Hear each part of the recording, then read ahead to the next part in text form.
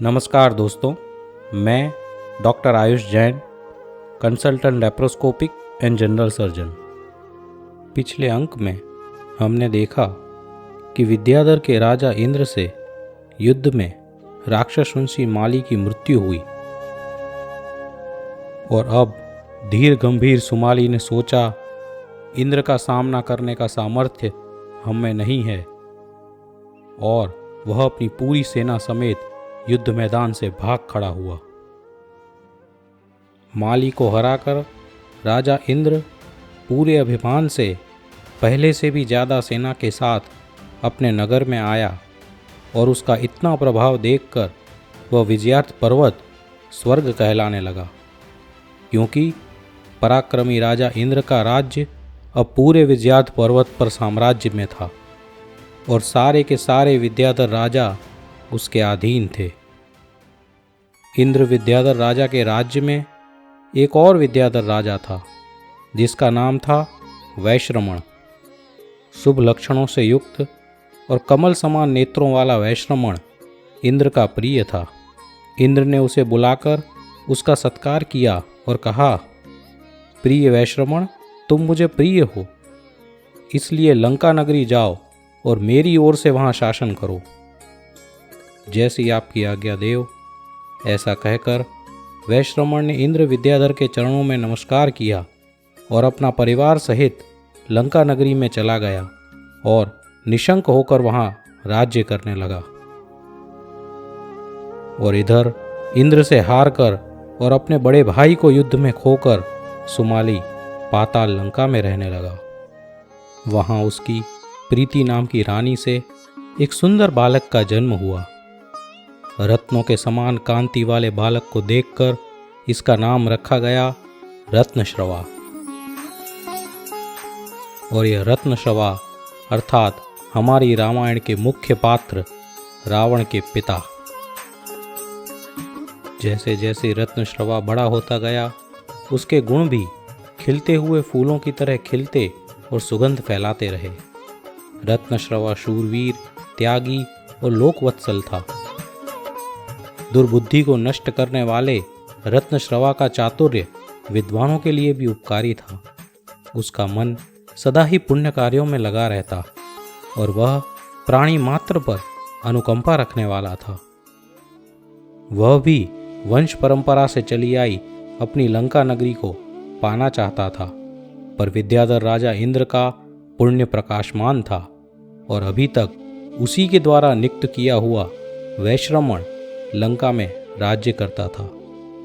इसलिए विद्याधर राजा इंद्र से लड़ने के हेतु और शक्ति अर्जित करने के लिए रत्नश्रवा भयानक पुष्प वन में गया।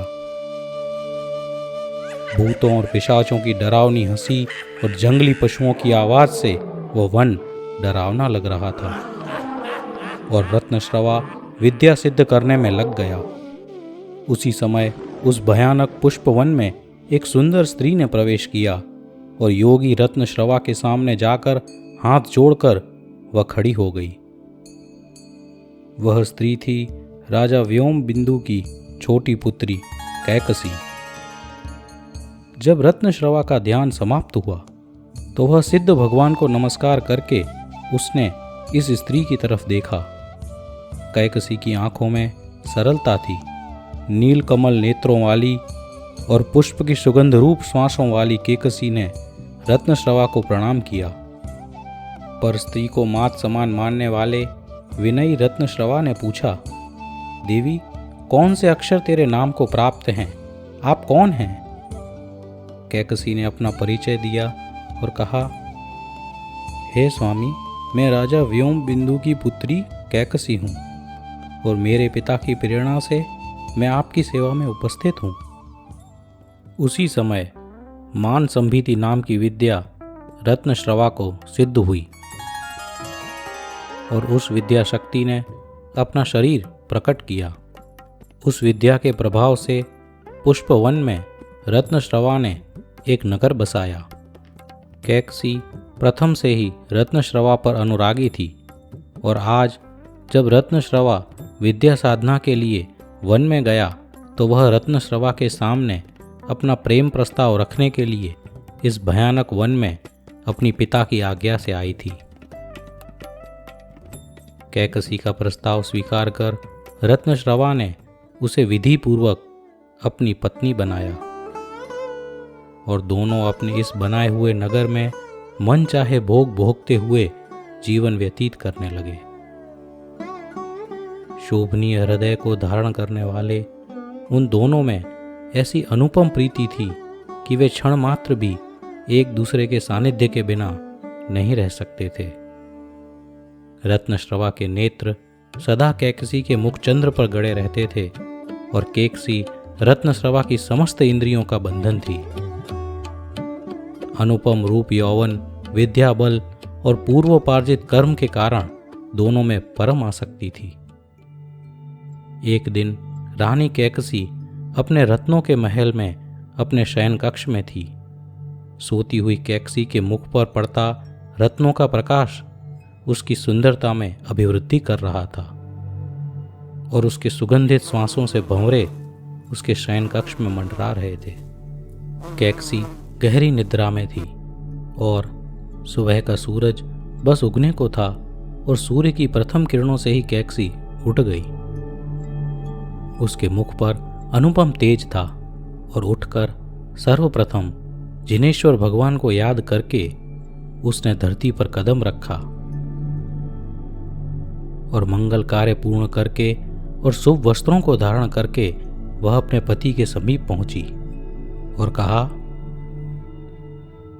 हे नाथ, आज रात्रि के पिछले प्रहर में मैंने 3 स्वप्न देखे हैं जिससे मुझे बड़ी प्रसन्नता हुई। पहले स्वप्न में मैंने देखा कि अपने उत्कृष्ट तेज से हाथियों के झुंड को विध्वंस करता हुआ एक सिंह आकाश तल से नीचे उतरकर मुख से मेरे उदर में प्रविष्ट हुआ है। दूसरे स्वप्न में मैंने देखा कि अपनी किरणों से हाथियों के समूह के समान काले अंधकार को दूर हटाता सूर्य आकाश के मध्य में स्थित है। और तीसरे स्वप्न में मैंने देखा कि रात्रि के अंधकार में पूर्ण चंद्रमा हमारे सामने खड़ा है।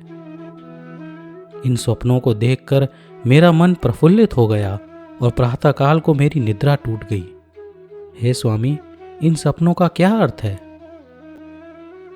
अष्टांग निमित्त ज्ञान से जानकर एवं जिन शासन में कुशल रत्नश्रवा ने बड़े हर्ष से क्रमपूर्वक स्वप्नों का फल कहा। हे देवी, तुम्हारे 3 पुत्र होंगे, ऐसे पुत्र जिनकी कीर्ति तीनों लोकों में व्याप्त होगी और जो कुल की वृद्धि करने वाले होंगे। तीनों ही पुत्र पूर्व भव में संचित पूर्ण कर्म से उत्कृष्ट कार्य करने वाले होंगे तथा देवों में भी प्रीति पात्र होंगे।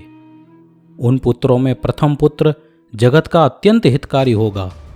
वह युद्ध का इतना प्रेमी होगा कि युद्ध में जाते ही उसका सारा शरीर रोमांचित हो उठेगा। उसे देखकर बड़ी बड़ी सेनाओं के अधिपति के शत्रु भी नष्ट हो जाएंगे। वह घोर और भयंकर कर्मों का भंडार होगा। पति के ऐसे वचन सुनकर कैकसी विस्मय को प्राप्त हुई और उसने पूछा, नाथ, हम दोनों का चित्त तो जिन्मत रूपी अमृत से अत्यंत निर्मल है, फिर हमसे जन्म पाकर यह पुत्र इतना क्रूर कैसे होगा? क्या कभी अमृत की बेल से विष की उत्पत्ति होती है? उत्तर में रत्नश्रवा ने कहा, प्रिय, इस कार्य में कर्म ही कारण है, हम नहीं। माता पिता तो सिर्फ निमित्त मात्र हैं, मूल कर्म तो उसी जीव का है। और दूसरे स्वप्नों का अर्थ बताते हुए रत्नश्रवा ने कहा, इसके दोनों भाई जिन मार्ग के पंडित और शील के सागर होंगे, संसार मार्ग में वो कहीं चलित ना हो जाए ऐसी जागृति रखने वाले सत्यभाषी और जीव दयालु होंगे। यह दोनों पुत्र का पूर्व कर्म ही इनके स्वभाव का कारण होगा, हम नहीं। तो देखा दोस्तों आपने कितनी गहराई से शास्त्रों की समझ और व्यवहार की समझ रखते थे रावण के माता पिता। आगे क्या हुआ यह जानेंगे हम अगले अंक में। Please like, share and subscribe. और आपके विचार हमें कमेंट सेक्शन में साझा कीजिए।